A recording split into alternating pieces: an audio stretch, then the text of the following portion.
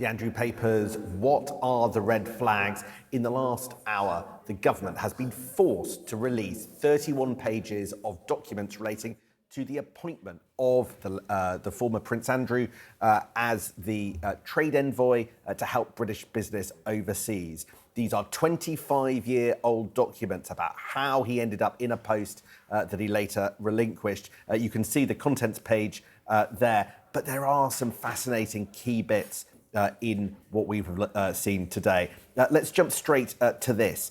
Here we have a note, internal memo circulated around government that makes clear that the Queen was at the heart of the decision to put the then Duke of York in the role. The Queen's wish is that the Duke of Kent should be succeeded in the role by the Duke of York. The note explains that the Duke of Kent was to relinquish his responsibility for British business around the world in the sort of summer of 2021, and that it would fit well with the end of Duke of York's active naval career to take this up. The Queen, and this is a key bit, is very keen that the Duke of York should take on a prominent role in the promotion of national interests. So there you have, absolutely explicitly, the Queen wanted to raise the profile of the then Prince Andrew, now Andrew Mountbatten-Windsor, in that regard by giving him this role. But there are all sorts of fascinating things that we see.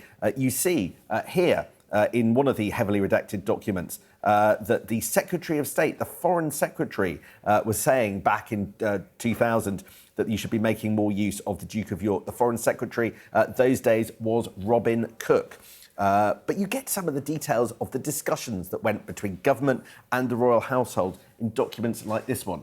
Now, this is a top official who is negotiating with the royal household, with Captain Blair, the principal private secretary of the Duke of York, about how the role will work and how he's going to spend 80% of his time on naval duties and 20% on royal business. But this is what I want to highlight in particular. There is a section here where it says Captain Blair particularly asked that, here we are on the other page, the Duke of York should not be offered golfing functions abroad. This was a private activity, and if he took his clubs with him, he would not be able to play in any public sense. Now, why have I highlighted this? Well, effectively, he's a very senior member of the royal household raising a red flag about conflicts of interest even before the then Prince Andrew took up the role. There was a concern that he might mesh together his public duties and things that he did for private pleasure. So you can see even then that was being circulated around government.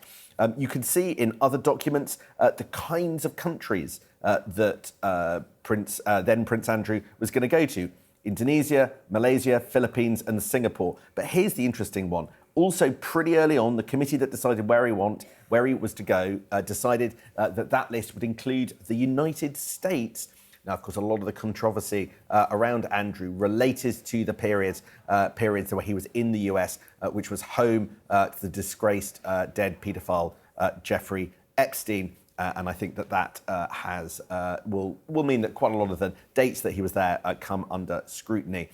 Or you could look at this. This is part of basically a sort of document prepared for press officers in government answering questions about the appointment. And here's one of the things that they had to prepare for.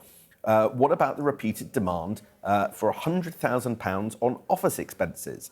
Now, the press officers who took questions on this were told to deny this, and there was agreement with Buckingham Palace about how that was to work. But even then, clearly there was a concern in government that Prince Andrew, as he was then, his role was attracting questions about expenses that they felt they needed to rebut. Overall, these papers, well, they've been forced out into the public domain because of MPs who have voted to require their disclosures, and there are many more files to come. Quite a lot of caution, it has to be said, evident in these files, not only because of the scale of the redactions, but ministers have said, look, there's an active police inquiry, and also there are confidentiality responsibilities that they have to keep people's details private. Nevertheless, a fascinating glimpse into 26 years ago, what happened when the government of the day decided to put the then Prince Andrew in a key role.